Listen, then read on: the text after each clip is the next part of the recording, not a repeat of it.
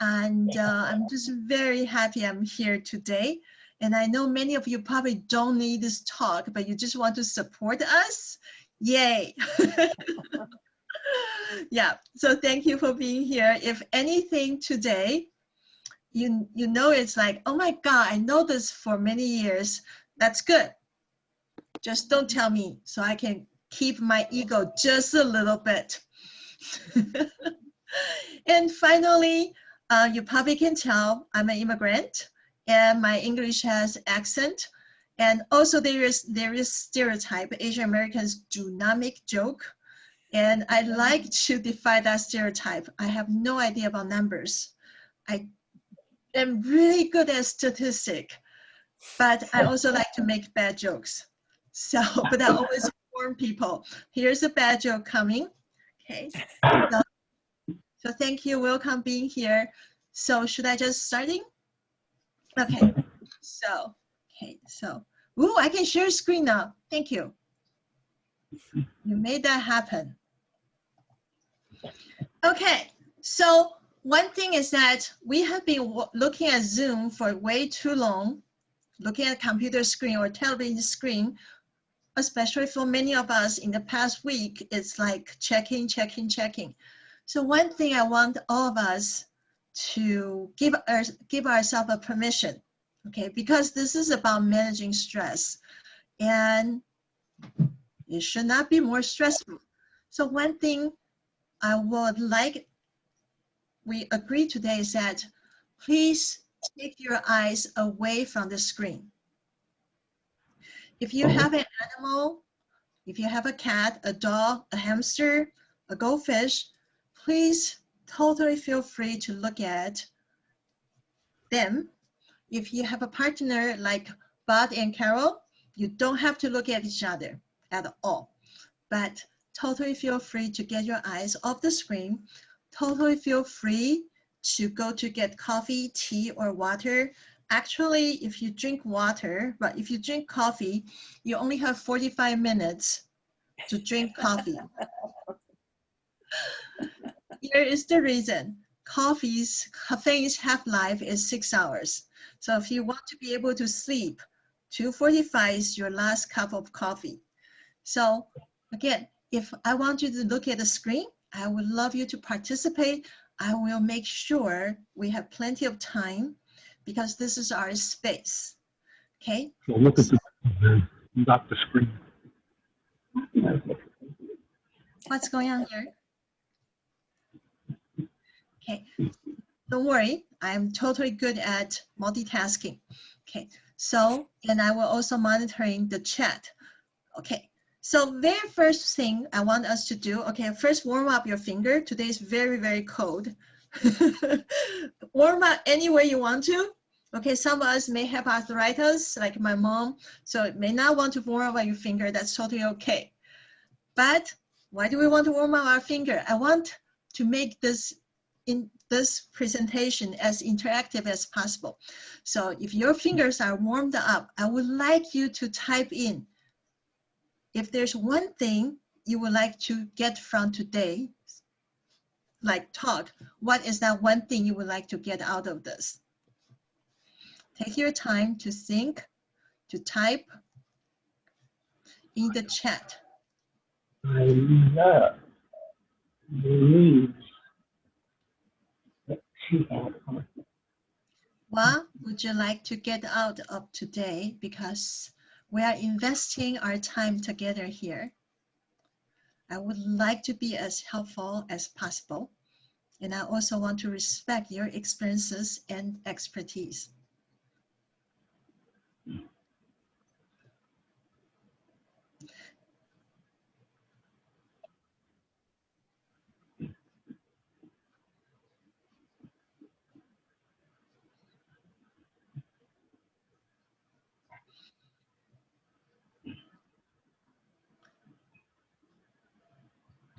I'm going to give you my first bad joke as a psychologist.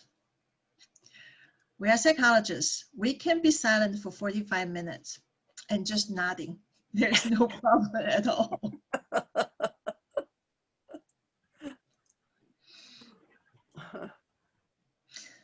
some peace in this crazy time. We go. Okay. What else would you like to get out from this workshop?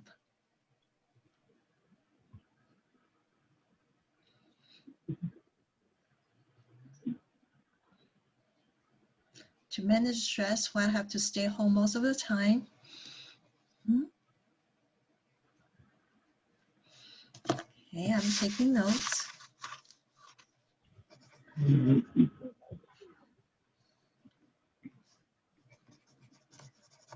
By the way, people who just arrived, totally free, feel free to look away from the computer screen. Feel free to get up and stretch. Feel free to touch your animals. That sounds weird. Okay, feel free to hug your animals. Then feel free to get your coffee and drink and tea or water. Okay, so thank you, Kate. How do you prepare your mind to fall asleep? Anxiety. Okay.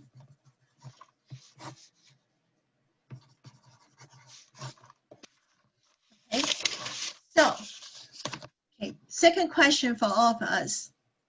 Okay, because I think this is a question I never thought about, but how many of us, you can just raise your hand or raise the, what do you call that thing, Zoom hand.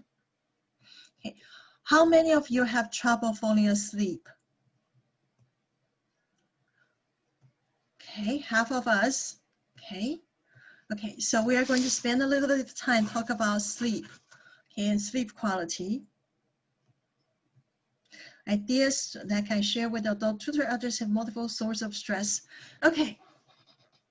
Okay, so that's a really, really good start.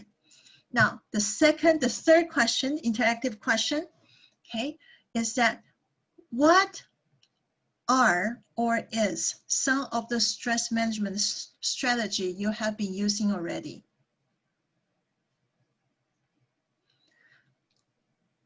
Eating chocolate chip cookies counts.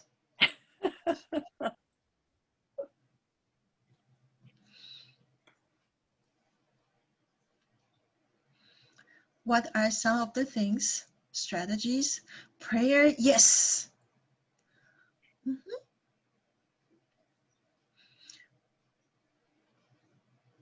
What else?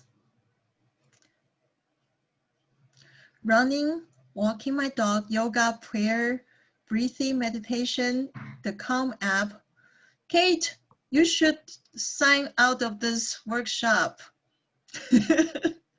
because you're doing a well-rounded thing. Okay, I think things are wonderful memories. Thank you, Penny. And meditation, daily meditation, running, daily laughing with friends on Zoom. Okay, this is a beautiful crowd. This is a beautiful crowd. Okay, listen to music, KDFC. Okay.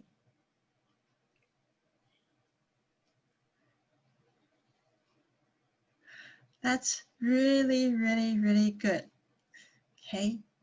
Kate, maybe next time you need to tell us. Okay, I'm going to put you on the spot, Kate, if you don't mind. Okay. Everything you do need motivation and energy. How do you get the motivation to do all these things? Because most human beings during this time of the quarantine would just prefer sit on a couch and hope tomorrow comes. So Kate, how do you do it?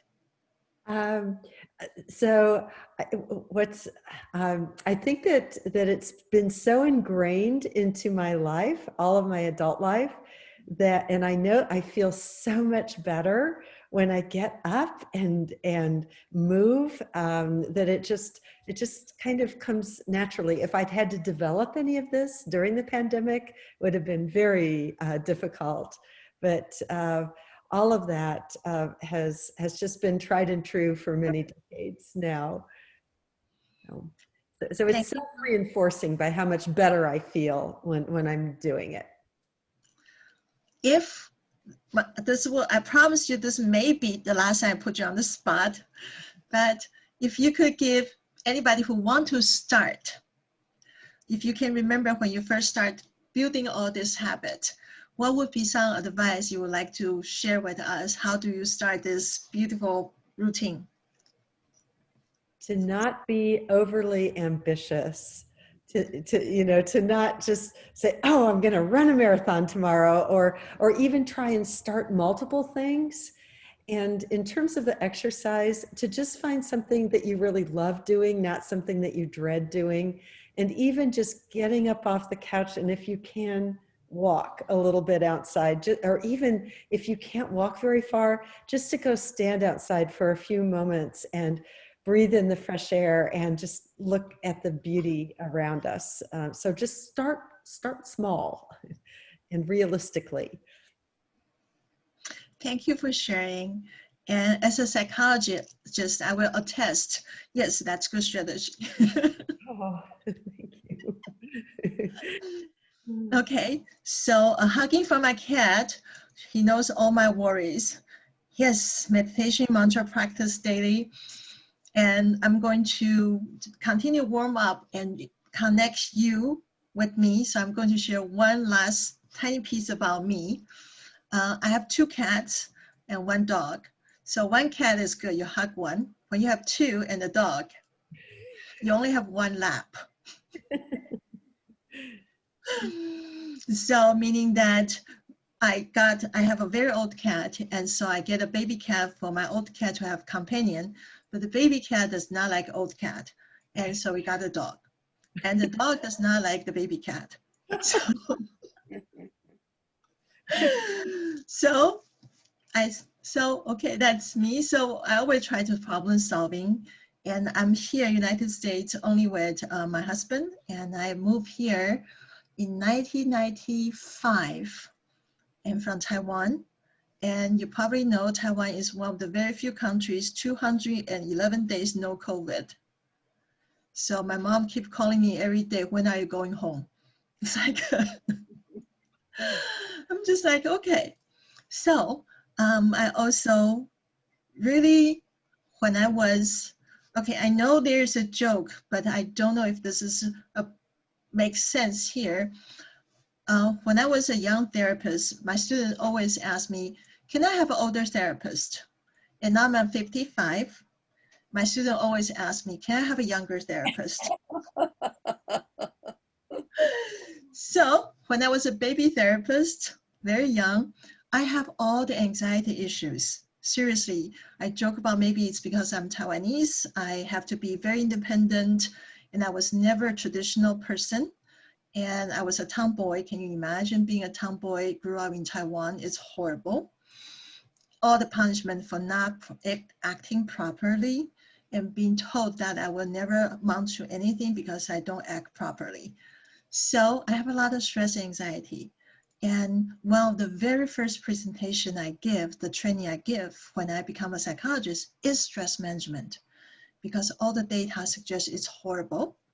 So today we are going to take a look at some of it. And we are going to look at the slide, do some breathing exercise that many of you may practice, and it's a good review. Do some simple activity to see how we feel, and then have some discussion. And I will always pause after several slides. And so we have time to think about questions, sharing our wisdoms. And mostly, I just know that most of you are here to support us. And I just really appreciate that. So I rather you talk than I talk. So first of all, let's pretend to be official. Here's the slide, and I'm going to share the screen. Okay, so, and we talk about this. It's going to be a lot of review for you. It it's possibly some renewing for you. And finally, anything we talk about here today may not fit you at all. But it's always fun to try it on for size. Okay. And I love this word, this sentence, try it on for size, because sometimes we think a style does not fit us, but if we try it on, it may surprise us. So we can always say I hate it afterward, but please try it on for size. So, and we're probably going to go through the slides very, very, very fast, but just in case. First part, stress, what it is, and do we really have it? Okay, so this for all of you and all of us, probably you know it. So I over-prepared, so I'm just going to say stress is a normal part of life. It has, just in case, stress is a normal part of life. Just because we have it does not mean something's wrong with us. Sometimes when we care more, sometimes when we want to do more, we have more stress. And I usually joke about, I look at my dog, I don't think she has stress. She might have stress when I forget to feed her, but stress comes from change, from normal process. But this slide you might be interested in, okay? So this may be really tiny for you to see on your screen, so I'm going to give you some highlight. This is according to World Health Organization. Most stressed population, they actually interviewed, telephone interview or internet interview for more than 1,000 people per country. So in 2018, most stressed population is Greece. And United States of America is 1, 2 after, okay, so most stressed out population is Greece, Philippines, Tanzania, Albania, Iran, Sri Lanka, and then United States. I'm going to pause and unshare screen. And what do we think? Surprise? Please unmute yourself and share. Not much difference percentage-wise from the top to the bottom of the list. Mm-hmm. Yes. Mm-hmm. That's only the first page. It doesn't show the other side of the list of the least stress. Excellent. Mm-hmm. You're curious about who are the least stressed. Okay. Any other comment?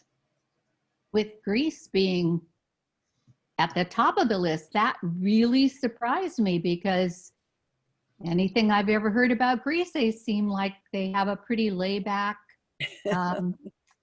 great diet and everything going well, but I guess not. But only 7 percentage points between the top and the bottom of that list. And this was 2018, isn't that when Greece was going through its economic fiasco? Oh. So, and Iran is having a war, and I was surprised Sri Lanka was higher than us, because it's an island, and I would think that they would be more laid back.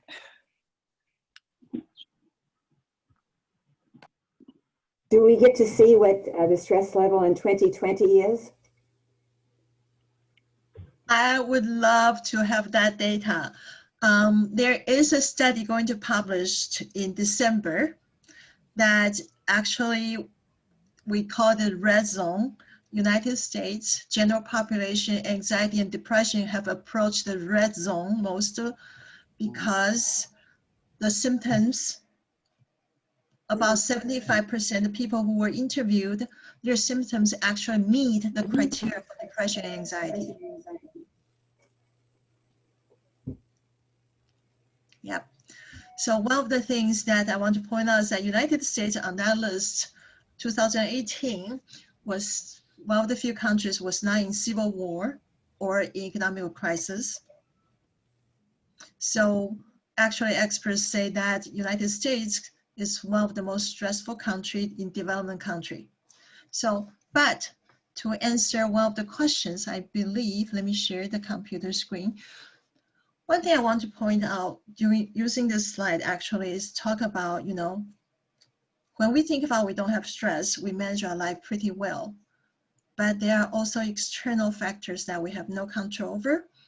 In the United States, and actually from Taiwan, where I grew up, actually was considered one of the top 10 happiest country in the world and the stress countries in the world. So for me, living in the United States, seeing people, let's think about this.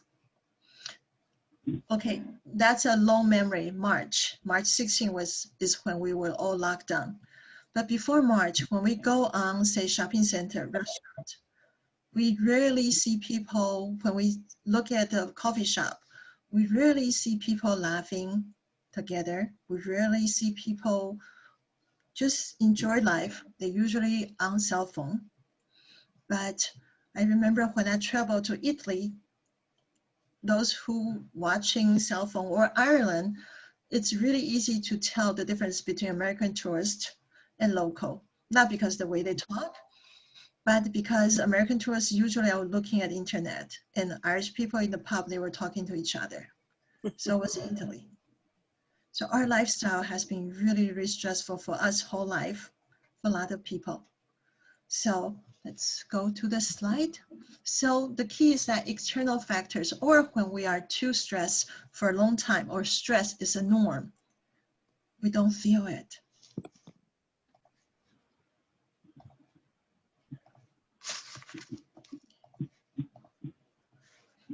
And so this is another thing. This is Gallup 2019. And I'm just going to say this is a worldwide negative experience index. Put here is not to scare people.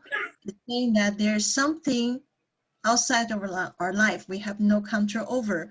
And we can see that significant increase worldwide average. That is negative experience index, meaning sadness, grief, stress. They have been continuously increased. Okay. And finally, I want to just bring simply about pandemic.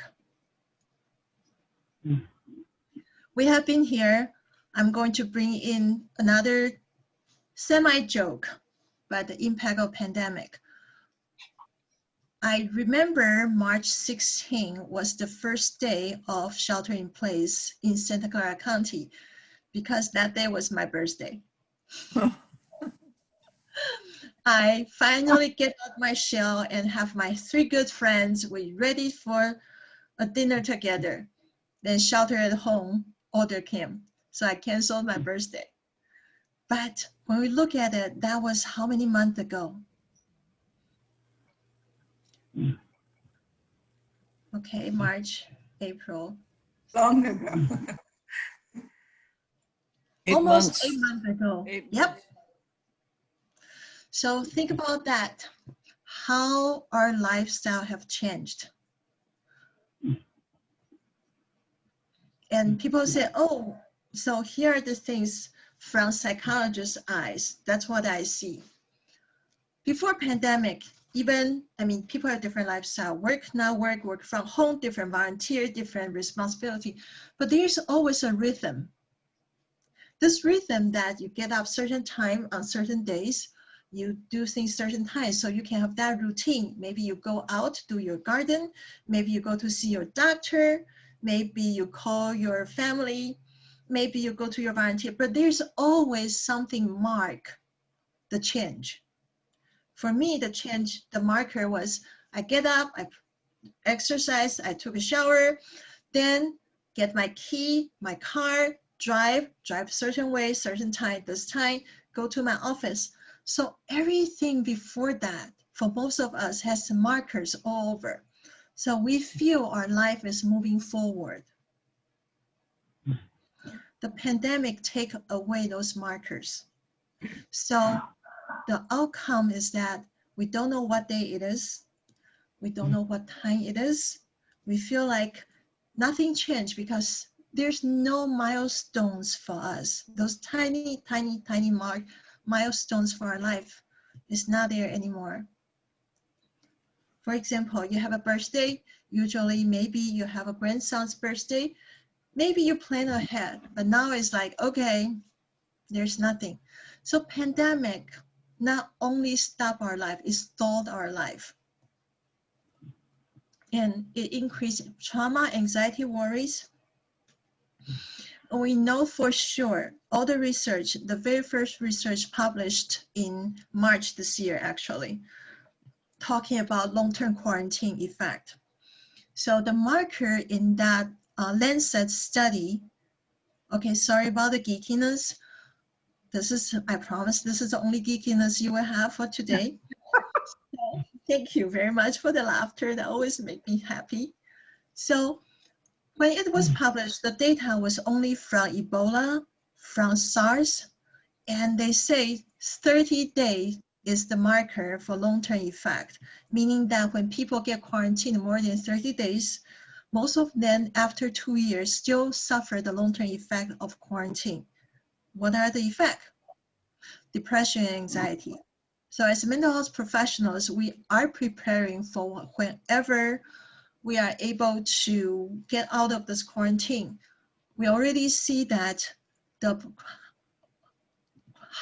crisis hotline, the very first month increased 800%. So if you are feeling several things, if you are feeling that you don't remember day, time, you don't remember what you have done, there's nothing wrong with you. If you feel everything is less, you have less motivation, you have to muster more energy to do things, it's the effect of pandemic.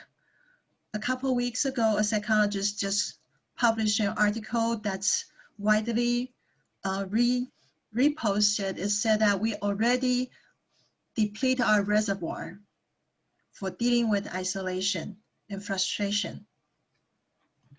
So we know for sure the pandemic increased your stress level, isolation, frustration. As a result, sleep, appetite, and health being impacted. That means we will feel more pain and aches. We may feel dizziness because human beings were not designed to stay in a cave all the time. So there are a lot of things we are seeing right now. Okay, so I'm going to talk about science and impact of stress. And if I think it's Kate, you talk about how information you want to share with people. So I'm going to share a story with everybody, and that you may be able to give people an example why we need to talk about stress.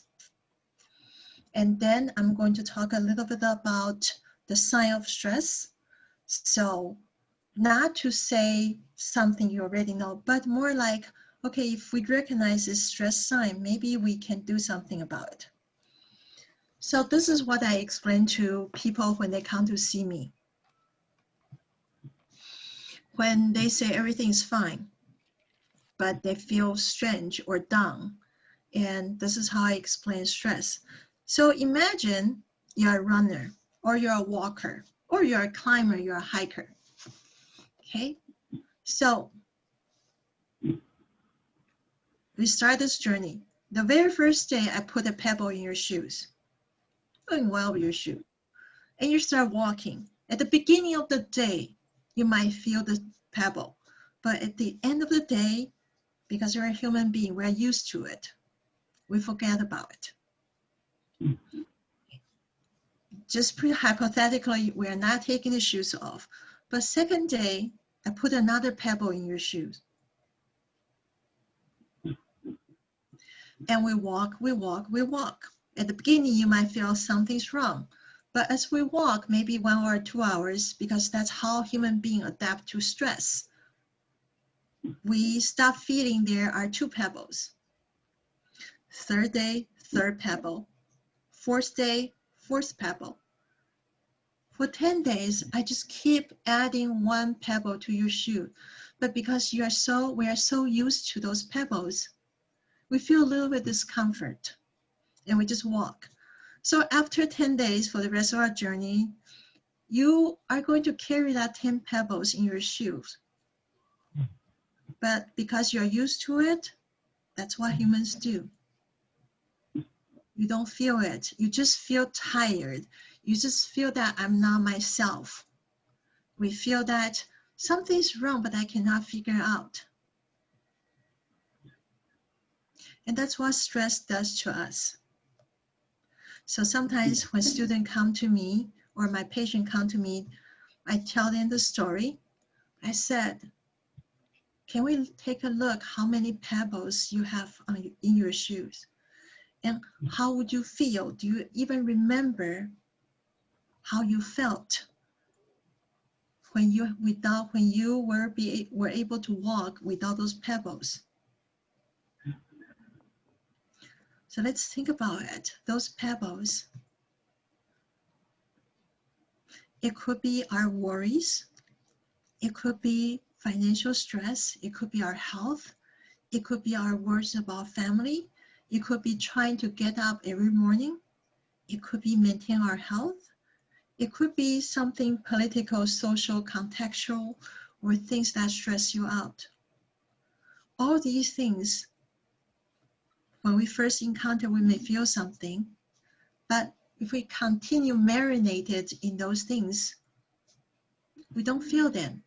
That does not mean they are not harming us. It just means we are used to it. And in the long run, I tell people is that when you have 10, 20, 30 pebbles in your shoes and you don't feel it, all you know is that all you think is that you're lazy, you're not smart, and you're tired.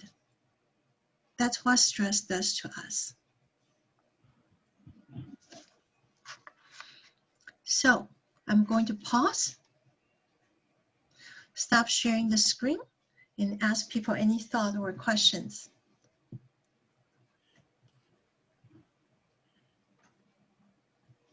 I like that Yes. example. I think it's really a good concrete example of what happens. And, you know, you just, at the end, you just, all those stressors, you just end up feeling just very low. And that was really a good example, concrete. Thank you. Thank you for the validation. Mhm. Mm-hmm. Other thoughts and questions? I have been feeling just not myself, not as alert, not as focused.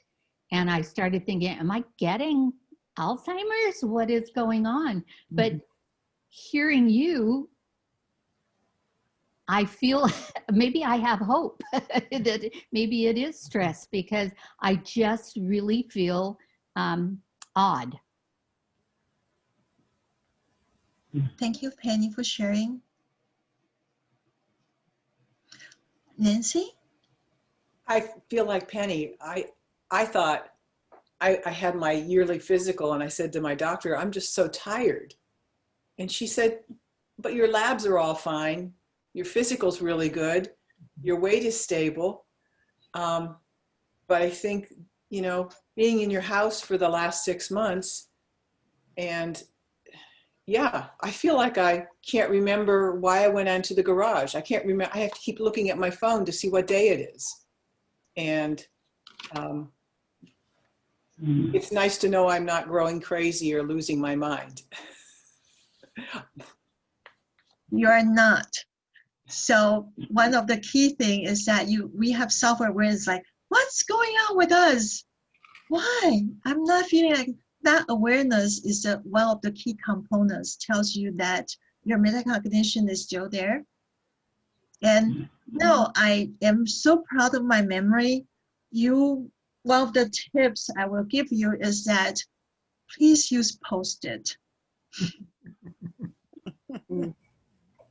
Please use Post-it. Yes, please use Post-it. Please allow yourself to forget. Because like I said, when we lost so much markers in our life, usually we marker help us remember things. This time we go to grocery, we cook so many things, we buy so many things, we do this. We don't have those markers anymore. And we are confused. That's what human beings do. Also our brain, because we don't have to update every day of new thing. I mean, come on, how many of us look at our table like, oh, I see a new, sorry, I cannot even do this. Oh, I see a new thing. We don't do that. We just like, okay, this is my room. Okay. So one of the things I actually ask people to do is that you can make your own marker. For example, every Saturday or every Sunday, if you want to, or any weekday you pick, you move one thing in your house. Why is that? Because when you move that one thing, something's different. The brain has to learn. Oh. And if you have a partner, okay, like Bob and Carol or Elwin and the other couple, please inform the other person you're moving something. Or it may start a fight. Why did you move the chair?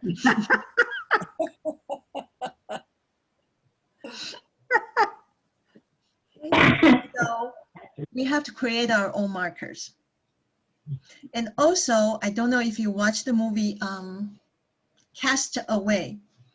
Okay, so when I do at the beginning of pandemic, I usually when I do presentation on stress management, like at the beginning of pandemic, I usually show the picture of Tom Hanks mark every day on a stone. Because every day we survive pandemic, even we don't feel it's a big success, it's a big success. So find a way to mark our days. I mean, you don't have to like Tom Hanks to carve in the stone like every 5 days, but we have to find a way to mark our day. And because we are human beings, so when we don't mark our days, our brain basically just say like, hey, hibernation time, why don't you hibernate? Thank you. It's very psychologically sounded, but that makes sense, right? Yep, basically we are locked in the cave and our biological genetic components kick in and say, time to hibernate. Nope, you still have to work, volunteer, do your thing, and deal with so many things. So there is a force in itself, the struggle itself is very tiring. I mean, even my husband yesterday, he was saying that, I don't have any motivation to do my work. I'm so tired. It's like, should I tell him that this is what to expect? Or I should just be an emotional support psychologist, say, honey, that's really hard. And this is a time everybody's temper is short.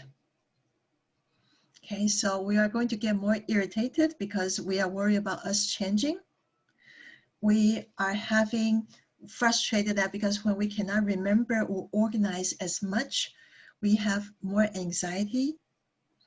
So I usually tell people is that if you have anger towards somebody you care, please give that person a 70% discount.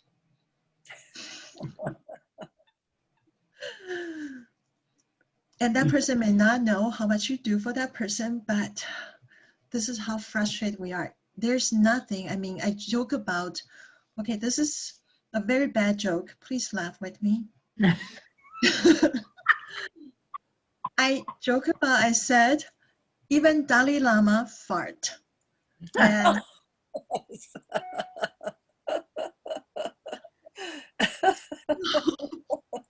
thank you, everybody. So Oh my.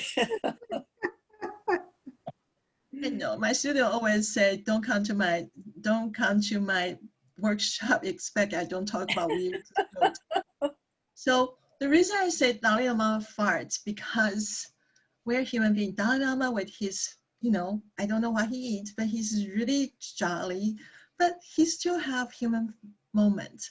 So at this time, with all the quarantine thing, we need to give one 70% discount.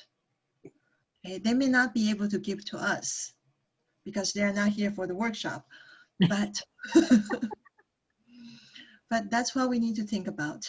I was joking, like sometimes I joke to my students, say, when people are criticizing your family, you're irritating them, you can just cite Dalai Lama, Dalai Lama, Dalai Lama.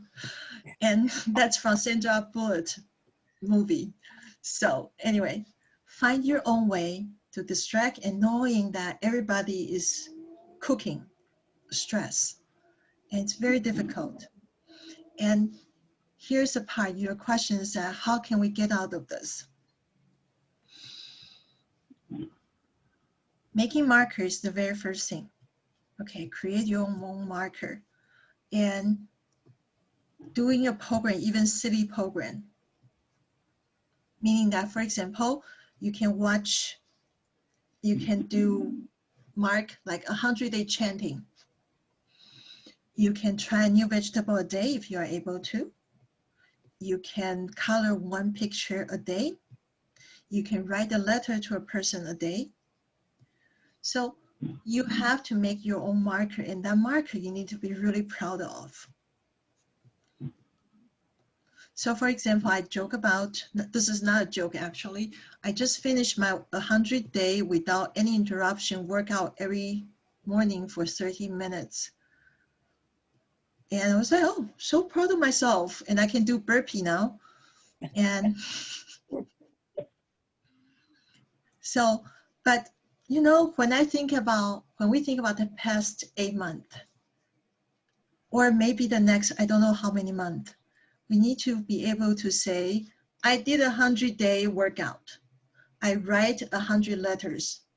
I did this. I teach this many people. I volunteered this many hours. I have this many meetings with my friends, Zoom meeting. I tried this many recipe. So when we look back our 8 months, 9 months, we don't feel it's blank. Well, the simple thing you can do if you have family member, okay, this is what actually I asked my mom to do. I asked her to take a photo selfie every day and try different facial expression.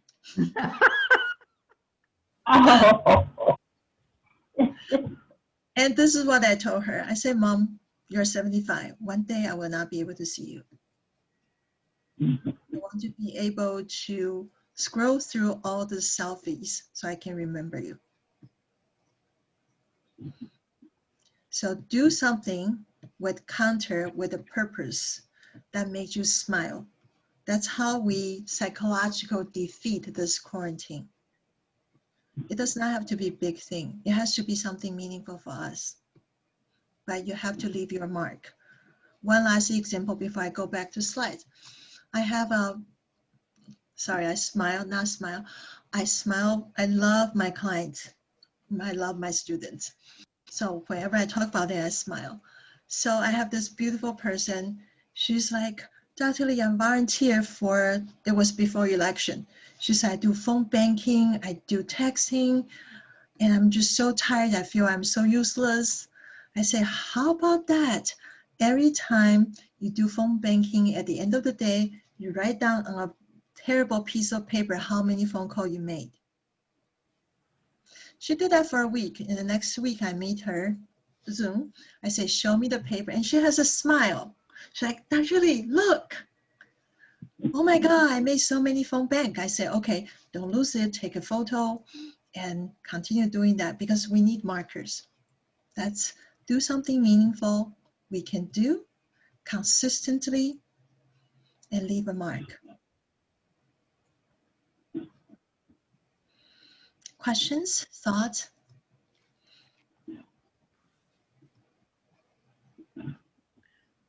I loved your idea that you ask your mom to take a selfie every day with different expressions. At first, I thought that was funny, but then I thought how wonderful it was that you were thinking ahead and that someday you could look back at all those different pictures. Thank you. I lost my dad at a very young age. So, and my mom is traditional Taiwanese, and they are so giving. And so I also want her to process her age. So it's very tricky. Thank you. Yeah. And yeah.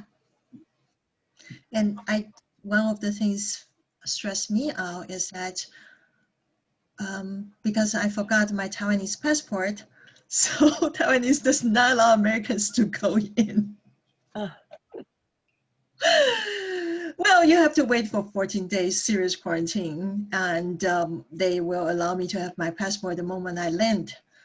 But I miss my mom.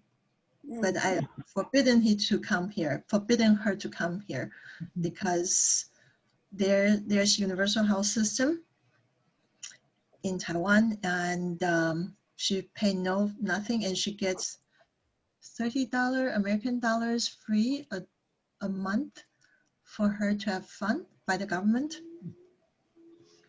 So nope. Okay.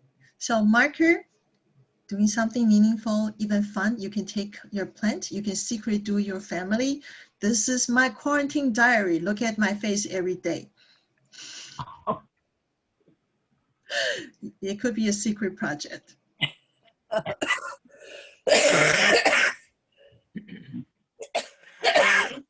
Well, my mentor, she's a pottery person.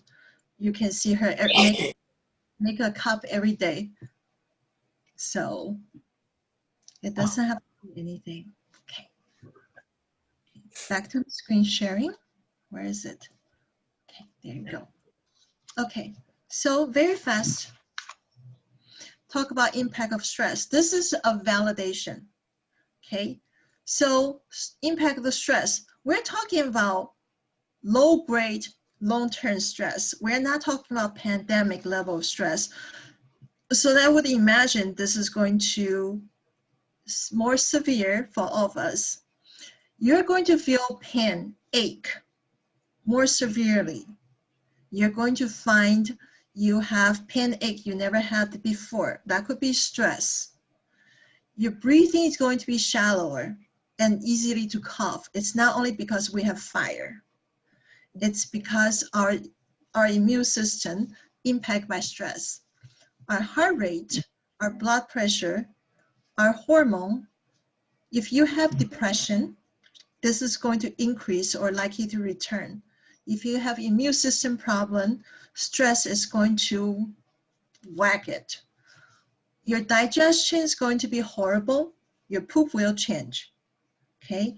You may have really, really regular poop, but it's not regular anymore, okay?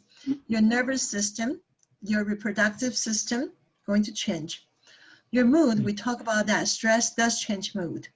Behavior, okay, think about this. I'm going to ask you to think about this. You probably know there is a kind of sheep in Ireland that they are really bad at dealing with stress. Why? Because the moment we touch them, scare them, they kind of like, zing, like they just frozen and drop on the ground.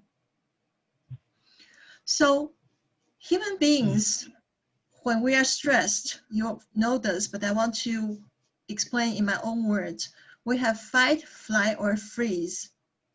It does not mean we are going to have either fight or flight or freeze. Sometimes it's all together. So when we are really stressed, we have problem making decisions, simple decisions. Why? Because fight, flight, freeze are all in our head. It's like, okay, I'm so stressed. Should I bake a cake?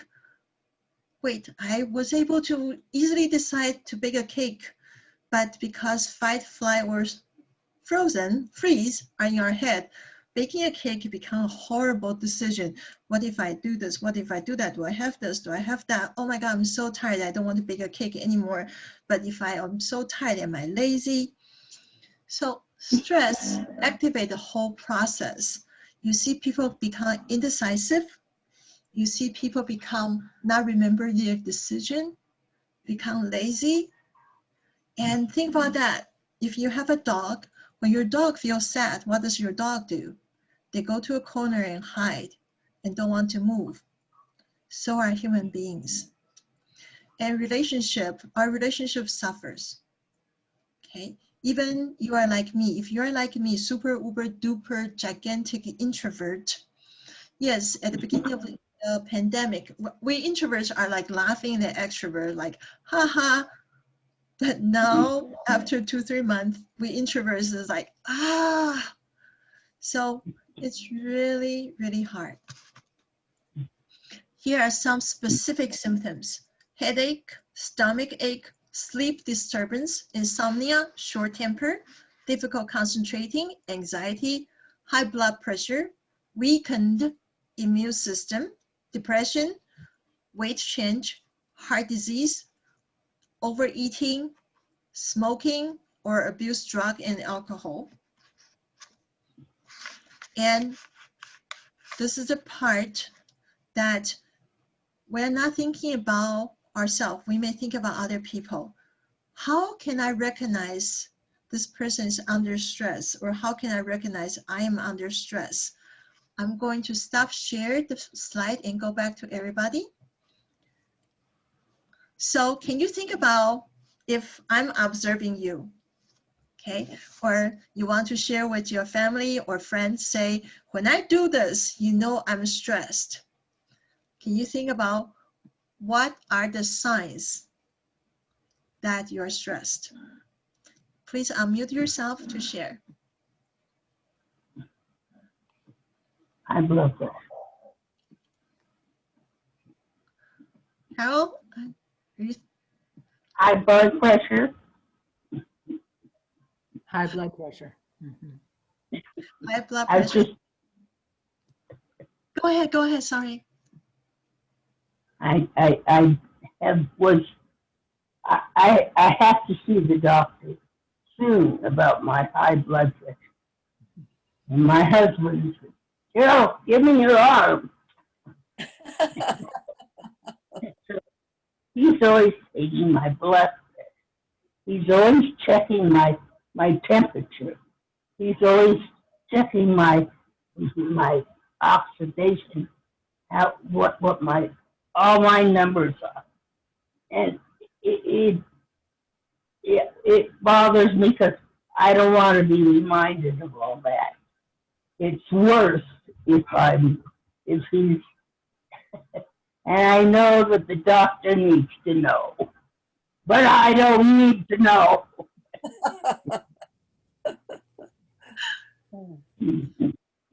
When I'm stressed, I cook because that's something I can control. And unfortunately, you talk about changing in weight. I think I've gained 10 pounds during this pandemic. And it drives my son, who lives with me, crazy because he does not like to eat as much as I do.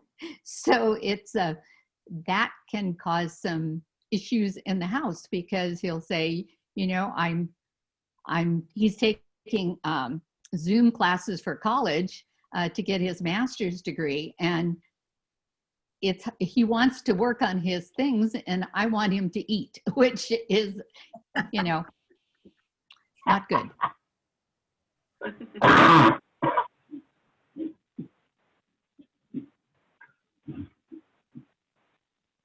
Ellen, I see you unmute yourself. I guess I would be one who eats more, but not always so careful about the choices or about preparing it, just eating whatever's available. The other thing is just, you know, although I do try to stay scheduled, having a harder time, you know, deciding what to do first, or starting something and switching to something else. And like if I'm cleaning the house, I have to remind myself, you know, start in one room, ignore everything else until you get that done, and put away everything that's in the wrong place, and then move on to another room. Because otherwise, I just kind of waste time jumping back and forth from job to job. But the one thing I miss the most is seasonal markers, like being able to celebrate holidays. It's like we feel like we lost spring, we lost summer, we're losing fall. And although you see the seasonal markers, outside, the things you would do in each season, you may not be able to do, like going camping or having a picnic or things like that. Anyway, I guess I need to create some, individual seasonal markers aside from just, putting up the holiday decorations, even if nobody sees them. That's about it. Thank you, Alan. Maybe the church can have people do seasonal decoration and have a wall of people's decoration that each other see each other. So thank you for sharing. Joyce, I saw your hand. Were you going to say something? I think my hardest is just being motivated. If I don't get something done today, I can do it tomorrow. And then tomorrow comes and, oh, well, there's always the next day, So my piles of mail, my piles of stuff to do still get stacked up. It's so much easier just to pick up a jigsaw puzzle or a crossword puzzle or pick up a book, you go to do whatever, but, how to be motivated. That's one of my issues. I liked your thought about your markers and keeping a journal. I have been making more phone calls and reaching out to people that family members and friends that I haven't been in touch with for a while, and that feels good. And I've had some great conversations, so I feel like I've accomplished something there. But I haven't kept a list of that or a marker, so I think that would show me that I really have been accomplishing a few things. But again, going back to procrastination, if I don't get it done today, there's always tomorrow. So I need to get beyond that, and I'm not sure why or how. I have something to add, but I also see Susan, you unmute yourself. Yes. Please go. I take a nap like my cat. That's your stress sign. Yes. Yes. Oh, if you have cat, cat's purring is so healing, like. So Joyce and everybody, lack of motivation actually is one of the things that is really a sign of stress and pandemic. As human beings, we are social animals. No matter you're introvert or extrovert, interacting with people, even just go to supermarkets, seeing the normality, make us feel something. So I would say one of the challenges for all of us is that can we drop the should, would, and could from our vocabulary from now and forever? Psychologists, we rarely say forever, but I would like us to drop should, would, could. What does that mean? What is productivity mean? Jigsaw puzzle. I mean, come on. For me, it's like, this is a cultural critique from another cultural perspective. It's like, when I came to the United States, I look at television, it's like, what are these advertised? Okay, if you see the broadcasting station, it's beer, pizza, diet, beer, pizza, diet. It's almost like you need to eat a lot, you need to drink a lot to be happy, then you spend a lot of time and money to diet. Because from where I grew up, the television advertises book, after school program, vitamin that make you smart. So for me, my question is always like, this is a rare time that for us to think about how can we be a real, sorry, I'm going to use cussing word. I know this is a church group. I'm going to use, I promise this is the only one cussing word I'm going to use. We need to be badass.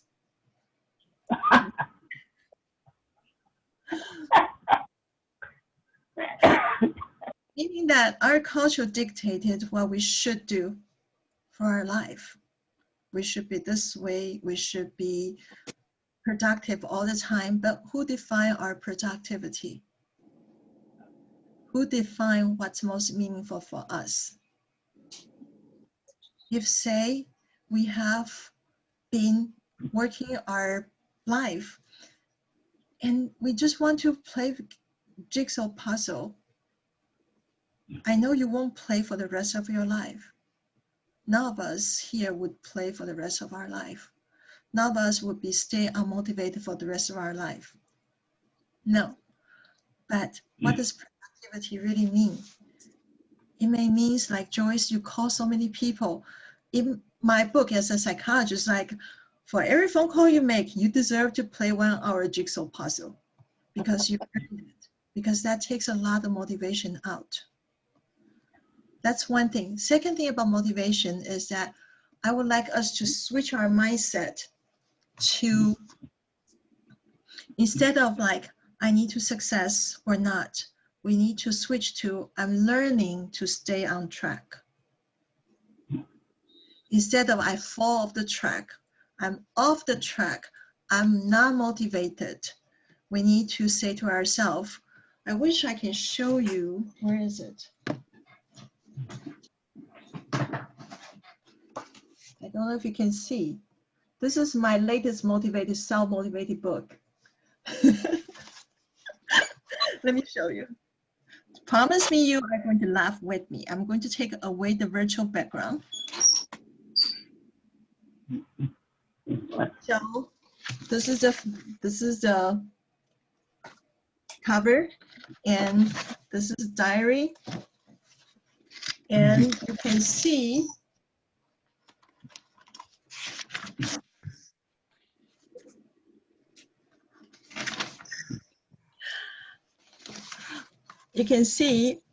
I'm supposed to be doing every day, but there were days skipped. So I changed it. I wrote it to myself, first challenging, exclamation mark, get derailed from my track. And so how do I get back? So stay on the wagon is not a what's the word? I'm not going to say it's not. Stay on the wagon is a good skill, but the best skill is how to get back on the wagon. Because the more you fall from the wagon, that means the harder you try. If the wagon is so easy to stay on, that's not a hard wagon. I think this is making sense because I see people are taking notes. So the moment you fall off the wagon, the moment you need motivated, that means you are motivated. It's a paradox. The moment we are saying would, should, could, which promise me you are not going to use that for the rest of your life. And the moment we think we want to do something, I want us to try this. Instead of say, I should go exercise. Yeah, that's such, I hate it. I wouldn't be motivated if I say to myself, I should go exercise. It's like, I don't. So instead of should, would, could, or I say I could, okay, I will say, what can I do now? And I could choose. This is a part of being the thing I said, BADASS. You can say to yourself, I choose to eat a chocolate chip cookie. Instead of I should not. You say, I choose to cook. I choose to eat a chocolate chip cookie because that's what I need now. And here's not the end of it. Most people, when they try this, they don't want that chocolate chip cookie anymore. You can tell yourself, I want to watch the channel right now. It's like, Carol, I don't want to know the number. Good for you. Seriously, you know your body. If you have high blood pressure, you know how you feel. You have internal marker. And if that increase your stress, if the doctor have your number, doctor have your number. So setting boundaries and say, I prefer, I can, I will. I will take a nap because Dr. Lee said my body is telling me to hibernate. But I will hibernate, I will take a nap, then I will do this. So we will take away would, should, could for people we love. Meaning that my son should call me. No, I prefer my son call me. Okay? My son, my kid should understand I'm stressed. No, I prefer. Okay, I would like them to understand. There you go, I use the word. I want them to understand. Or you can say, I don't want them to understand. But take away would, should, could in any of the communication with other person, it will help other person reduce their stress too. And most importantly, our culture, the United States mainstream culture is pretty harsh on women. Sorry, I'm looking at the woman here. It's pretty harsh on women. You should be able to do A, B, C, D, E, F, G, and you should be able to motivate yourself during pandemic. I mean, no, you are a human being first. You're a human being first. And this is a very unusual time. And this is not the best, but this is one of the opportunity to be a role model for the next generation of women. If I want to cook to cope, I will cook to cope. Because I don't think everybody will go crazy cooking. Okay, maybe once or twice, that's totally okay. We need to test our limit. You want to play jigsaw puzzle, I know you.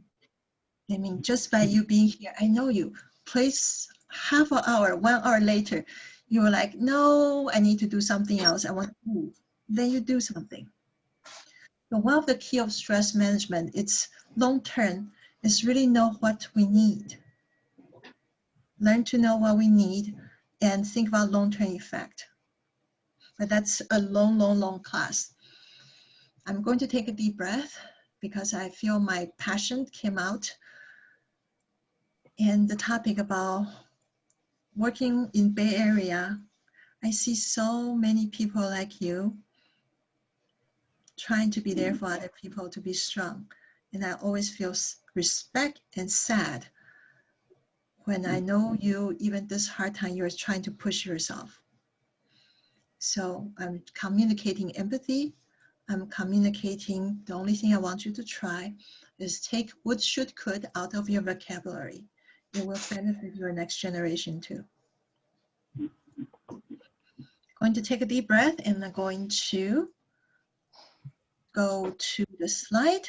But at this moment, I would like you to do a light, whatever you want. You can turn off your video, but I really would like you to do a fun stretch on your own. Whatever you want to do, stretch. You can move your neck gently. You can flip your hair. You can touch the other person if you have a partner.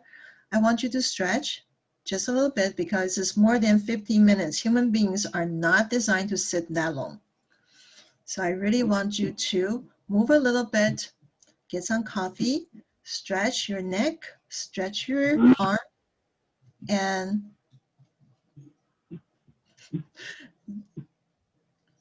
when I undergrad class, I usually say, get up and twerk.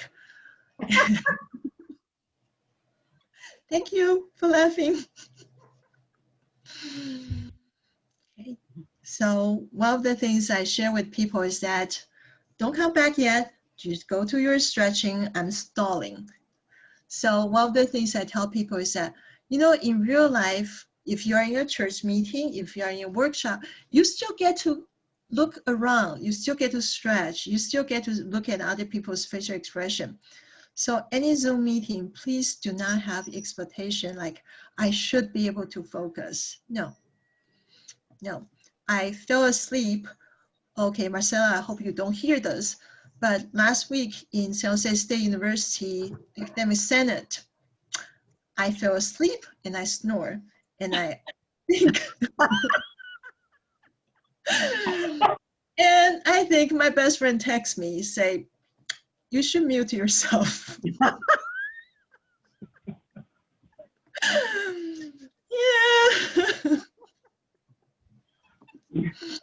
And I did not say I should, would, could. My first reaction was, this is going to be a good role model for all young faculty members.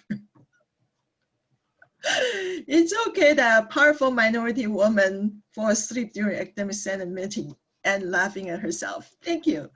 So yeah. So there's no would, should, could. And please do stretch, okay? And I'm going to go to slides you don't have to look at, okay?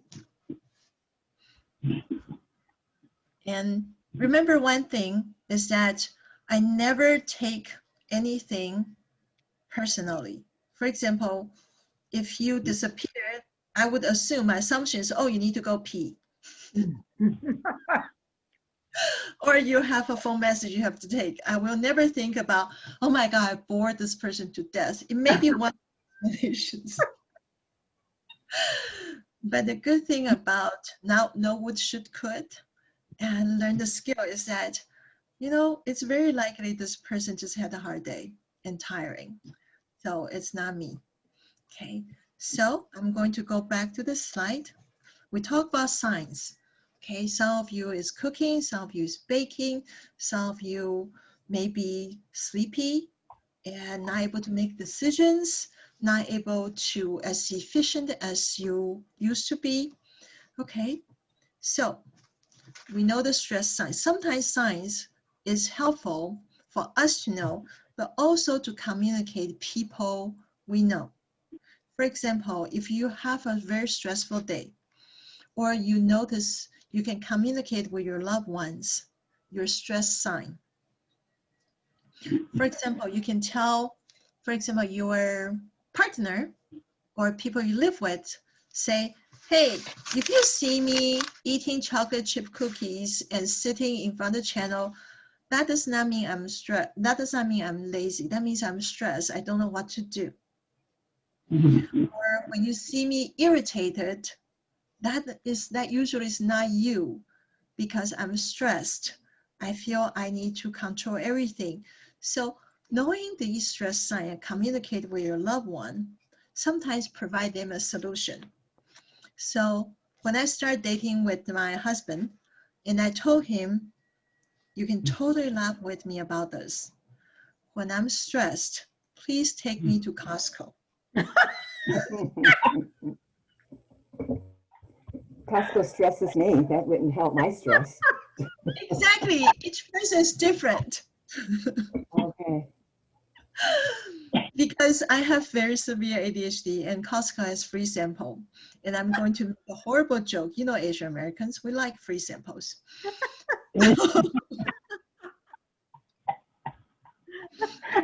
So, Funny. my husband is German, Brazilian, so he does not understand. But I told him, just try it. It will work.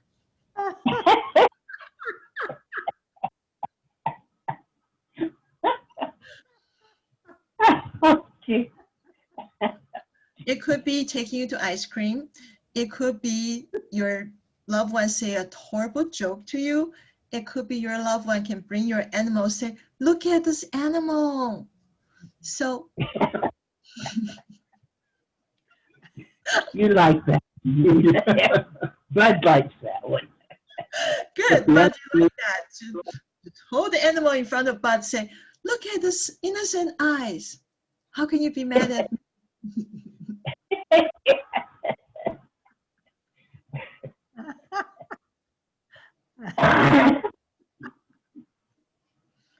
And sometimes for young couple, when I ask them to text each other before the end of the day, say my stress level is 5 or 7, and that way they get to communicate, they get to not taking things personally.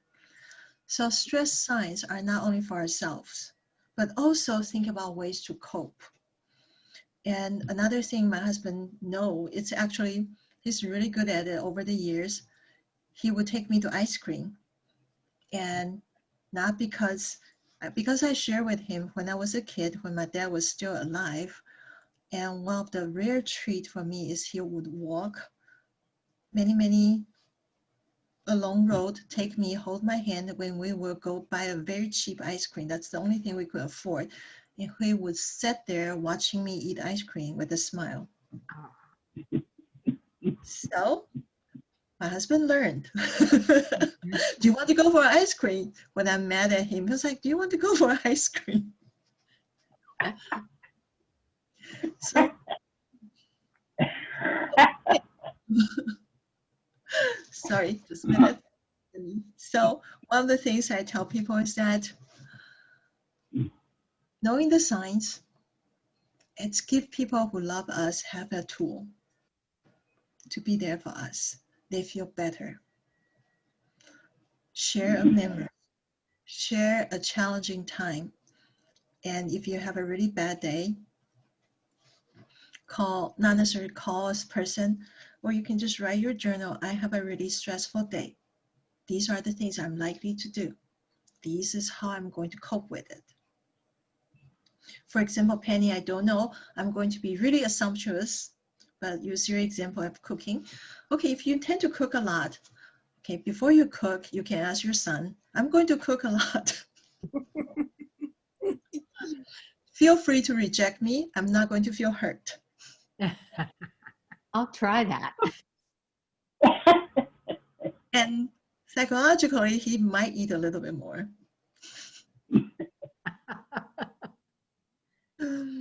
So it's building that community, even your best friend.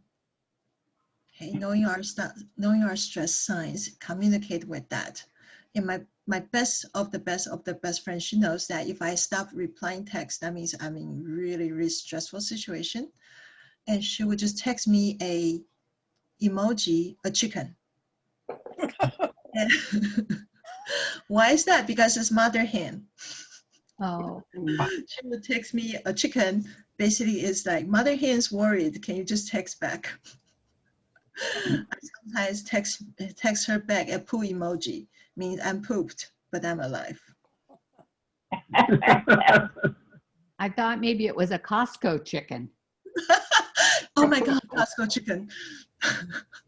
When my granddaughter was at college in freshman year, and now she's home Zooming college, but when she was home and I hadn't heard from her a long time, I would just text her, send me an emoji, just, you don't have to spend a lot of time, because I know she was running around and trying to get everything done. And I really like that emoji idea. That's You're doing that already. Yeah. And she'd come up with something, so. I know, sometimes those emojis are really hard to decipher. Yeah. Yeah. Or those GIF things. I don't know how you pronounce that, but some of them are hysterical. So.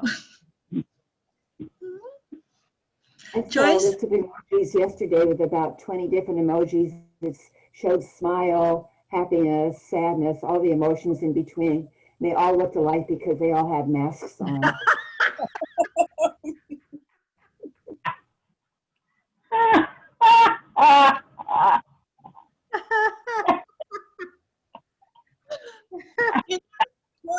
In Chinese culture, you will be called shark, because the reason is that shark is always going underwater and give a gigantic bite. That was a joke that just like shark, do, boom, like a really good joke.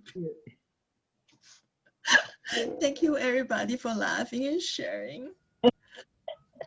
Okay, we're talking about shark, we're talking about eating. When we were in Iceland several years ago, we ate some fermented shark. Have you ever had that opportunity? No.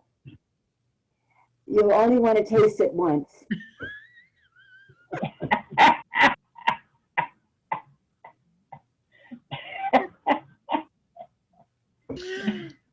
Thank you for the advice.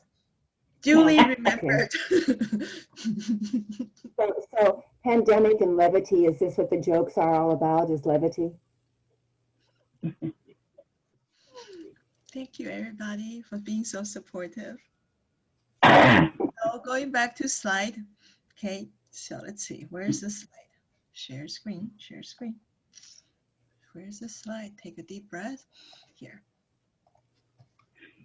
Okay, so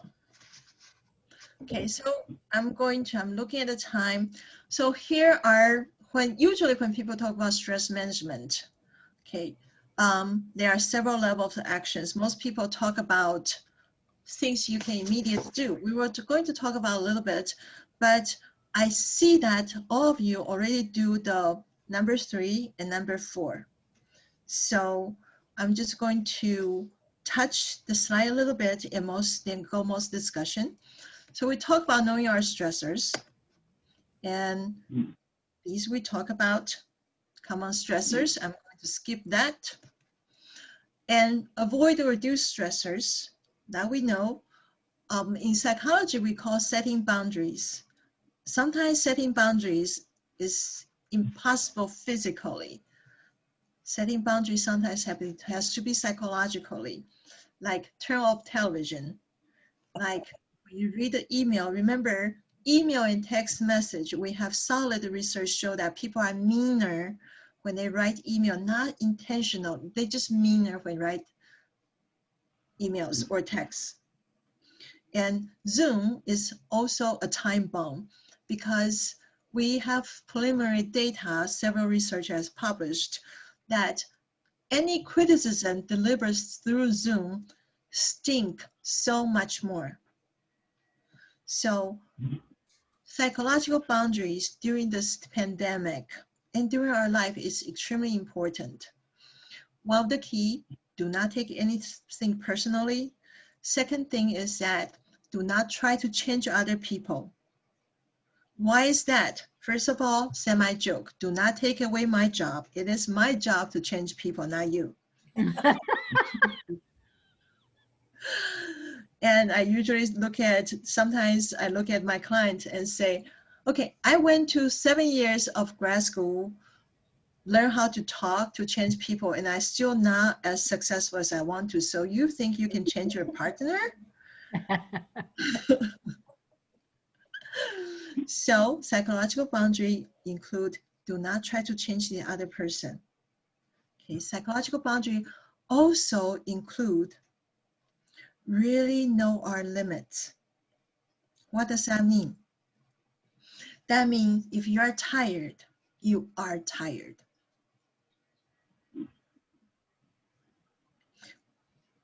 The analogy I want us to think about, you can have a Ferrari.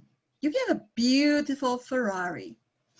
But if the Ferrari doesn't have a gasoline in there, no matter how you push the pedal, how you pound the whatever you want in that car, the car is not going to go. So psychological boundary, know our limits, means that if we are exhausted, we know ourselves best. That means we are exhausted. The question is not, I should not, the statement is not, I should be able to do more. No, no, no, no, no. The statement is that what I can do now to replenish myself. We will always feel more productive when we ask the question, what I can do now to replenish myself, what I can do now to take the rest, what I can do now to pause, to take a break. So a lot of times, especially during this time, we are together. If we're lucky or unlucky, we're together with somebody. And usually before pandemic, we only see them maybe 4, 5, 6 hours a day, and we miss them. But now we see them 24 hours a day. So that psychological boundary is really important to set. okay? If you need time off, very gently communicate to that person instead of say, I need space. Because most people, when they hear that I need space, they're like, oh, I'm so offended. You need space. No, you say that, hey, I want to have some quiet time so I can regroup. I'm going to take a walk so to reduce my stress. It's not because you are my stressor. It's because that's the best way I can do. So set that psychological boundary, communicate your need clearly, and do not push yourself, because most of us are already pushed to the reserve at this moment. A social justice statement. I was totally shocked when I started studying psychology. Since the early 1990s to now, all the research indicate that female identified person do more household chore no matter what. No matter this person have a job or not, 2 jobs or 3 jobs, they are always doing more things, most of things in the household, sometimes 70% versus 30%. So if you are exhausted, you are. Push yourself will have a bad cycle. Here's the bad cycle, and it's related to psychological boundaries. Okay, I'm going to stop the screen so we can visualize the boundary. Okay, so this is a vicious cycle. You feel tired, but you feel guilty. So you push yourself. You push yourself. When you push yourself, you lost your temper. You feel you are not 100%. And you may not do things the way you want to. And afterward, you feel regret. Right? You feel regret. And when you feel regret, you feel guilt. You feel guilt, you push yourself more.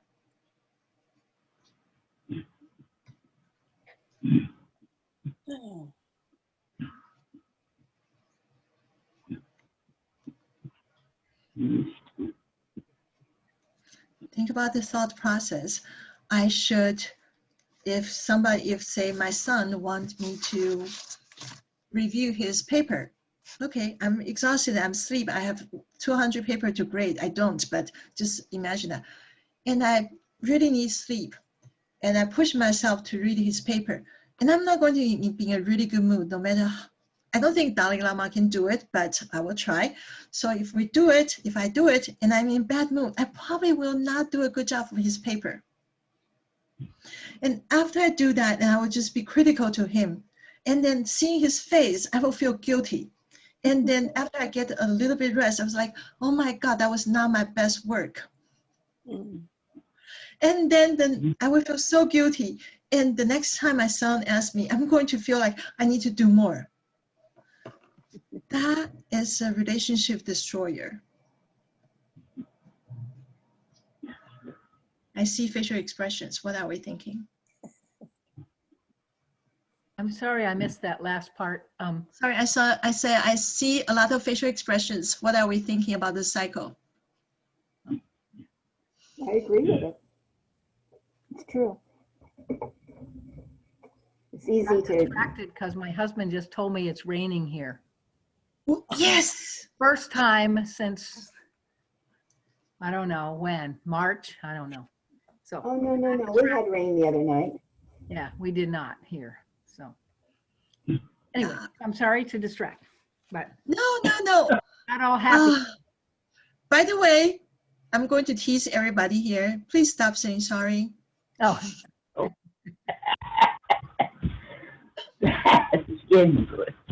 So back to the vicious cycle of sacrificing. That's the cycle I call sacrificing.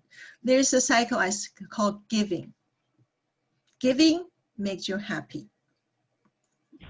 Sacrificing makes you feel guilty, exhausted, and angry.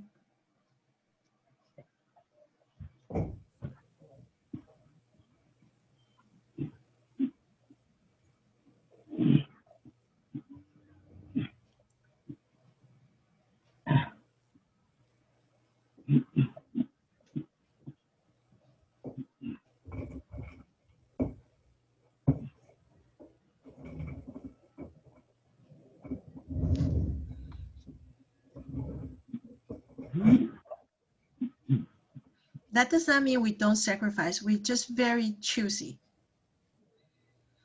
But I would encourage all of us start the cycle of giving. Giving means that how can you tell the difference between sacrifice and giving? After giving, you feel more energized. You don't feel guilt. After sacrificing, you have expectations for other people. I sacrificed my lunch for you, so you better do a good job. Sacrifice. So our culture teaches us to sacrifice, but never teach us there's another cycle choice called giving. Only when we practice giving, truly giving, we have the ability to sacrifice when we need to.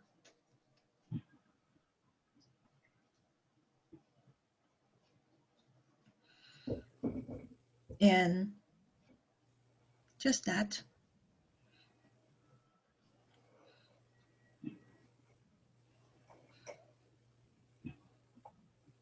And for many, many persons, the stress comes from sacrificing. And you're so hungry for love, for attention, and you feel guilty because you want people to recognize you. You're sacrificing your exhaustion. You feel guilty for wanting to rest. So if we can start the cycle of giving, meaning that if I have extra to give and I'm living a full life, I can give you, and I have no expectations. Yeah, let's go do this. I don't expect you to do the same thing for me next time. I still, if you don't give back to me, you're still a good friend of mine. I may set up more boundaries with you, but I have less expectations. I don't get disappointed. I don't feel what I do need to have a certain response.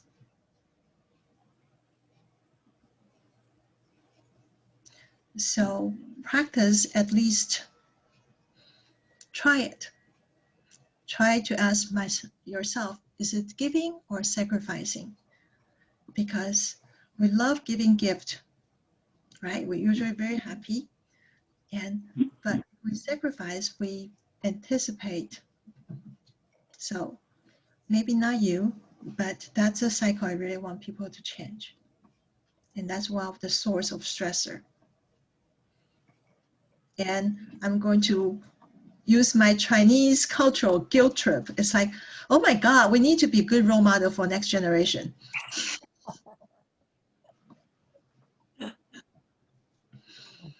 My mom was totally shocked when she saw me not cooking for my husband.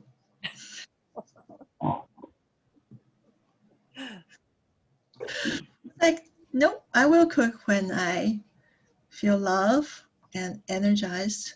Other way, we always can do takeout and we can really do easy food. So when I cook, I don't get angry. I cook because I really want to enjoy that day.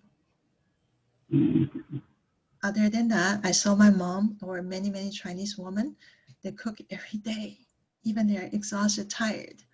And I usually, for the next generation, I say, how about that? Try this. If you always cook 3 plates, 3 dishes, cook one, just cook one. Your family won't know the difference.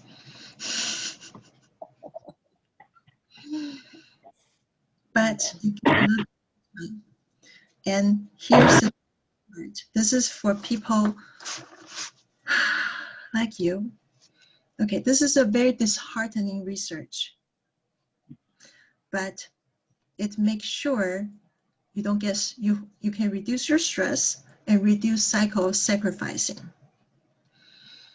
Okay, I already break my promise. I say I will be only geeky once. This is the second time I'm going to be geeky. Okay, research show that, psychologists, we are weird. We put people in different situations, we test their true reaction.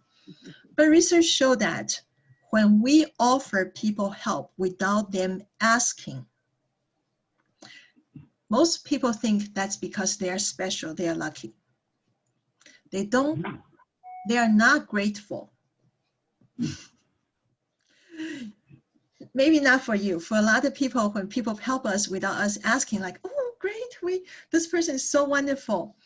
But research done in the United States, 70% of people or higher percent of people, when we help them without them asking, they think, oh my God, I must be really special. Instead, I'm grateful of you.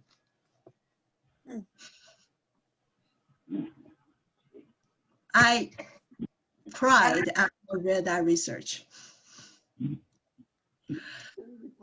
And most of the time when people are grateful is when they look for help, they feel a little bit distressed, and they ask you for help. They're going to be super grateful of you. It's not because they are bad human being. It's our culture. They're a cultural way to think they are special when people are helping them. So maybe not in your close circle, but this is current research. And there's actually a gigantic book about it. So breaking the sacrificing cycle, start the giving cycle so you can live your life differently.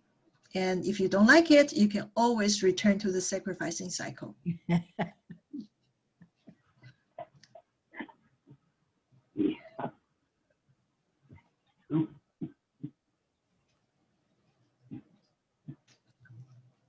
And finally, one last thing about psychological boundary to reduce stress is this sentence. Understandable does not equal to acceptable. Many times in our culture, people are trained. It's understandable. It's understandable he or she lost her temper when he or she's angry. It's understandable, yes, but it's separate from acceptable. Yes, it's understandable you lose your temper, but it's not acceptable you took it on me. Because you can took it on a stuffed animal. You can took it on your own car. You have choices. It's understandable that you lose your patience. Understandable that sometimes we cannot say that to our boss, our family, but we can say that in our heart. It's understandable, but I'm not going to listen because it's not acceptable. And for those who work with women in the shelter for domestic violence, when you say the sentence, then they understand. I have so many women in abusive relationship, the very first time they hear the sentence, understandable does not equal to acceptable. Understanding is our compassion, but we need to have compassion for ourselves. That means psychological boundary.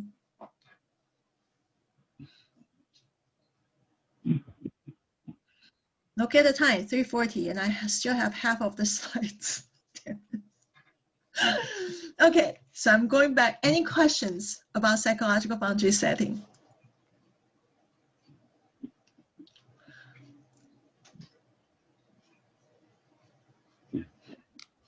No question, but I love that sentence, and that would be perfect to say to children when they're having a difficult time. Can you say more, Penny? If the sentence that you gave us is perfect to say to children when they're having a bad time. I taught little ones for 45 years, and there were times that they needed to know that I understood their feelings, but what they were doing was not okay. So that's a perfect sentence. I love that. Thank you. I always think about people in abusive relationship. Yes, but for kids are learning their skills. Can we find some ways that's more acceptable to, yeah, I love it. Thank you. Or even my 32-year-old.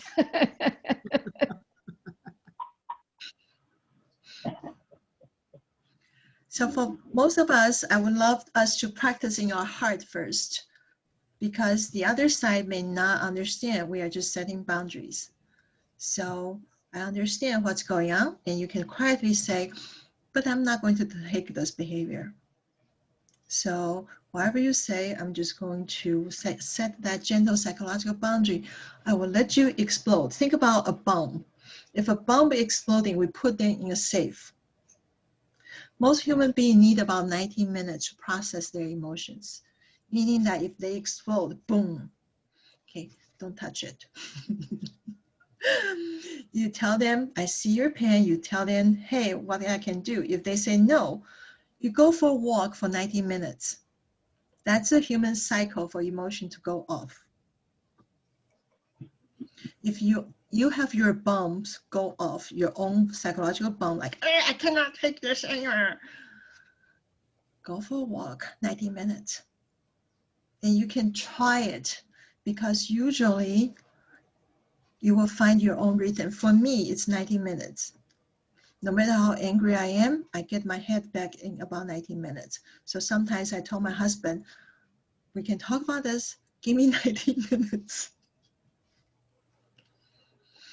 And sometimes when I'm teaching, when students say something horrible, I will set that psychological boundary and process that later, because if I don't set it, I'm going to explode.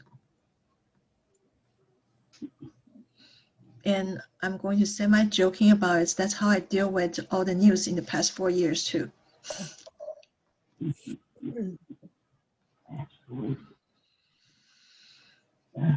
Take a deep breath. The sky is blue.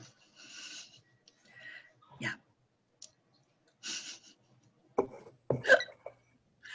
Okay, so yes, Nancy? If you live in San Jose, there's a giant rainbow just across the street from my house. Oh my God. Yes. Oh, it's beautiful. People go look. Well, I can't wait. I mean, Nancy. you probably need to be San Jose, Los Gatos area, but Oh, if you live near Lee High School, look to the left of Lee.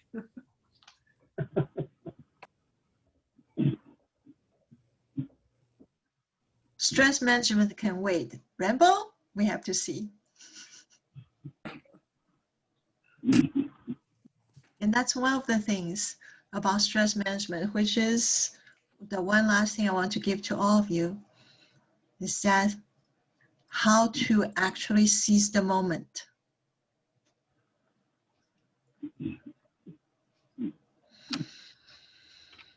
Okay, so we will have this, I will share the slide with all of you, so we don't have to worry about the content. But here's one last thing I want us to be able to practice together. You probably already have, because you meditate a lot. But I'm going to semi-joking about it. You know, sorry, it's just so bad. Okay, I'm still going to go through it. Okay, I'm from the Eastern culture, so I should know about meditation. So I'm going to ask us to practice a breathing exercise I teach people, and a really quick, super quick meditation, super uber duper quick meditation, so you can do it anywhere, anytime, even when you're listening to something. Okay, so I'm going to turn off my video so you don't feel you are obligated to look at me. You can turn off your video, stop video, and we are together at this moment. Okay, so if you have tried many breathing exercises before, that is totally cool. People are built so differently. So I usually tell people there's no right or wrong. And as we grow, as we develop, as our body change, the way we breathe, how we calm ourselves down changes. So it's always, always good to try things on for size. So this breathing exercise is pretty simple. It only has 3 things to remember. I'm going to talk about it, and we will practice 1 or 2 together. The very first thing about this breathing is that there's a tiny, if your body is allowed, listen to your body. There's a tiny little, almost non-existing stop between your inhale and exhale. Remember, everybody built differently. So this tiny stop does not have a standard, but you will explore to see what most comfortable. Our brain is designed to breathe automatically. So when we make this tiny, tiny, tiny little conscious stop, it's help us to stay in here now. That's first key, tiny little stop between inhale and exhale. Second key, the inhale and exhale, there's no second to count. But I want you to be playful. Make it long and steady, not to make you dizzy, but long and steady. And maybe you want to count, that's okay. It's to know your breathing and to know your body change. The third thing is that it's a really playful thing. It could be any combination, long, long, short, short, regular, no matter what, you practice it because our body built differently. So if you're ready, the very first thing I want you to do, don't worry about your eyes. Don't worry about where you look. I just want you to be a child like you are 3 years old, if we can remember. Curious about everything that's happening around you, not you. Just very curious about everything around you. Like, hey, I never noticed there's a hole on my wall. Or hey, there's a rainbow. Hey, my leaves, there's a yellow point on my leaves. Oh, my fingernail. So just be like 3 years old, totally curious, like you're seeing your room for the very first time. Take notes about the color, the texture. Take notice about that. And listen, whatever noise you have, listen. And those who you practice meditation before, you know what non-judgmental is. It's just like, hey, there's a noise. Okay, so when you're ready,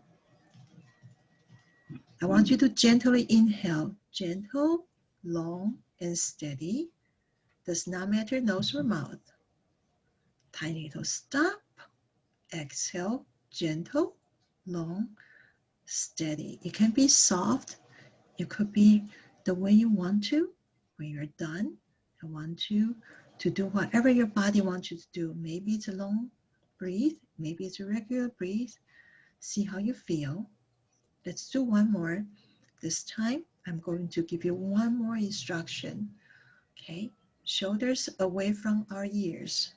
A long, beautiful line between our ears and shoulder. It's a long, beautiful line. Drop them. It took me so many years to understand what does drop shoulder mean.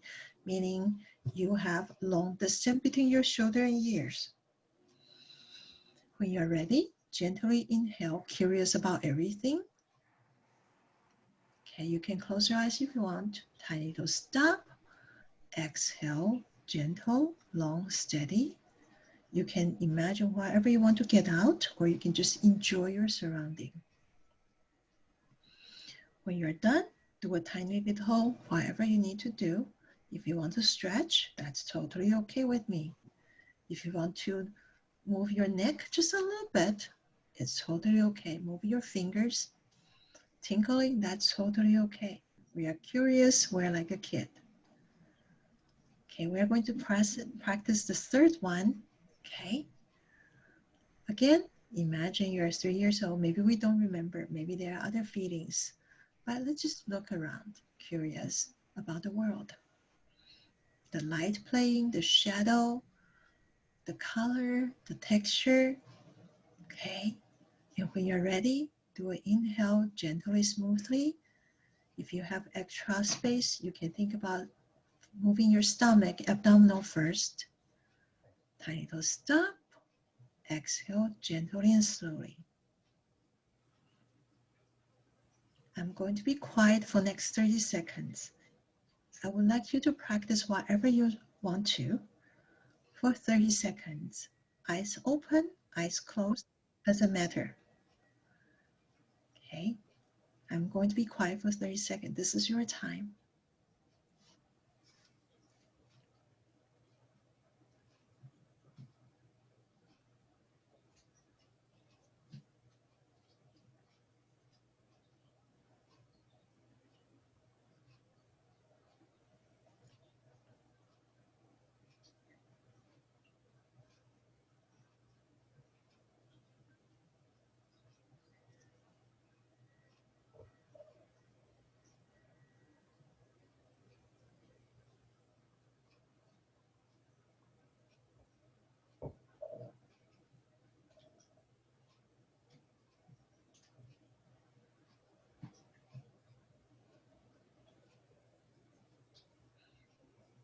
Okay, I'm going to gently bring us back. I'm going to start my video.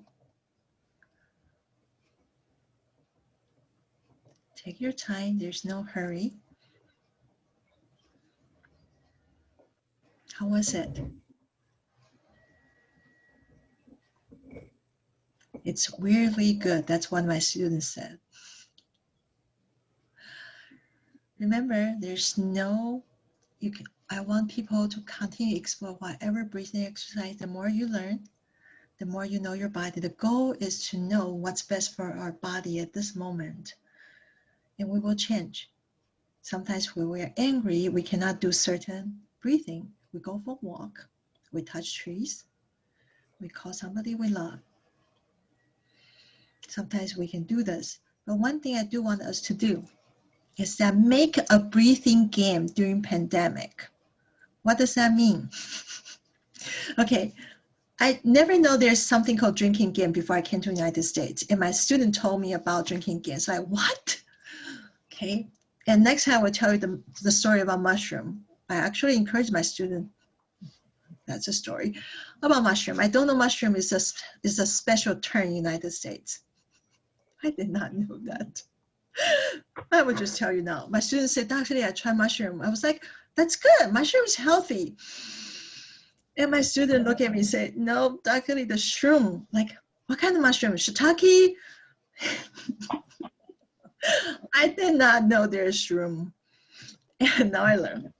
So what's breathing game? Meaning that if you are in a stressful situation, or if you are in a challenging situation, or just every day, if somebody you really don't like say that word, okay, you take a deep breath. That's your breathing game. If somebody really annoying you, say nah, meh, you. Okay, so your focus, instead of like, oh, this is annoying, you're like, hey, another chance for me to practice breathing. Or whenever you need to open your door, open your refrigerator, or you go to a bathroom, go to shower, you find that one thing you do, every time you do that thing, you take a deep breath. This is actually a very tricky marker for our life. For example, every time I've been doing that for so many years, every time I hear something from my loved one, I close my eyes and take a deep breath because I want to take it in. I want to take a mental picture. And another thing I do when I do breathing is that every time I go through a door, I take a deep breath because that reminds me I love the room. So make it a breathing game, especially for people, if you have family member who have a very annoying boss, that is fun because whenever the boss says something, you tell your family member, take a deep breath.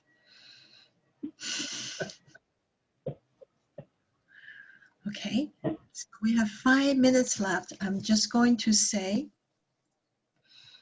I think I covered most of the things. The only thing I did not cover is the long term, but you're in a beautiful church. And when Marcella told me this is United Methodist Church, I shared with her the story about this is the very first church who would take me in when I came to the United States. My mentor, white woman in Indiana, gave me shelter. Never talk about God, but she act, God's act. So I was so happy to be here today. And I know I will see you next week. So we have 4 minutes left. Any questions?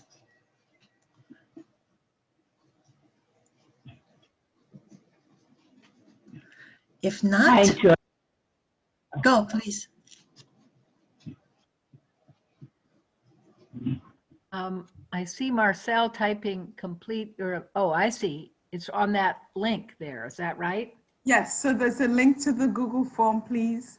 If you click on it and complete your evaluations, we'd love to know how the experience was for you, what we can do, and I hope to see you at the second workshop. But I'll just leave the time now for questions. But I just wanted to get the link out there. Great. Dr. Lee, oh, go ahead. Okay.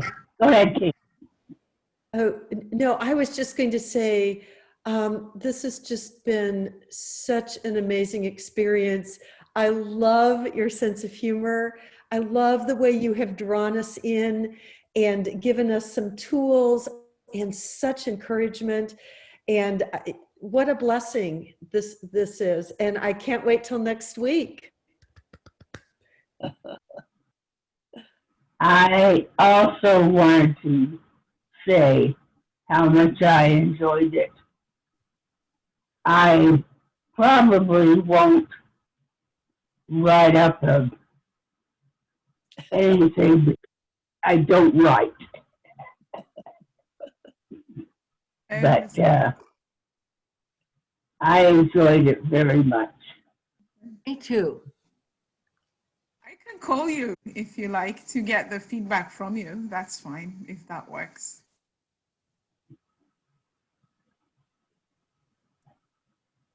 I am in a fight, fly, or frozen zone because my cultural, I cannot take compliment.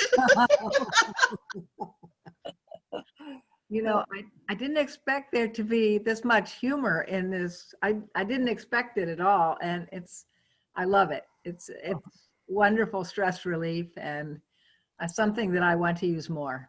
So thank you. So thank you for don't mind my bad joke. Don't tell Dalai Lama I bad mouthing him.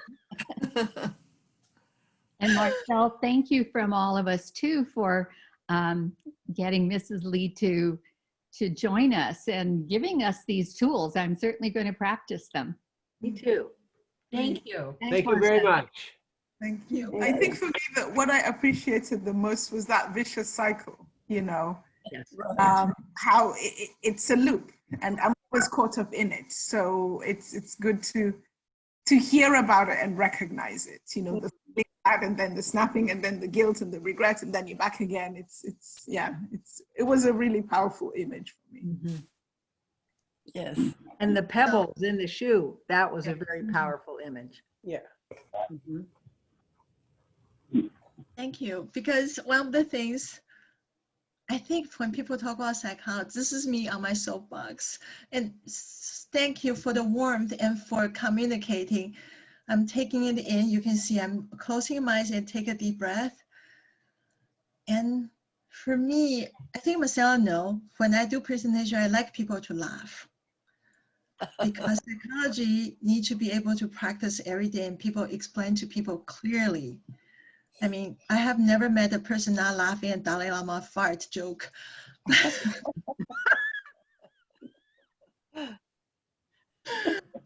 I still cannot make joke about Pope. Even I saw him when I went to. Too bad Pastor Kate's through with her sessions on the Dalai Lama, huh, Pastor Kate? Right. I could have, well, I may have to work in Dr. Lee's joke retroactively. And Christine, it's now raining in Willow Glen, so. It is? We had a lot of rain. We had a lot of rain Friday night also. Oh, none here. And it stopped here. It didn't last very long, but it was encouraging to have a little. I'm over on the east side of town, so. Yeah. No, it's raining here now. Anyway. Great. Thank you. Thank you. So how do we end this? We usually say goodbye, or I need to sneak out so you can talk to each other, or? We're done. Thank you again so much, Wei-Chen, for your willingness and to work with us. Thank you. Everyone for attending and look forward to seeing you next week. Thank you very much. Thank you. Thank you. Bye-bye. Thank you. Bye-bye. Bye.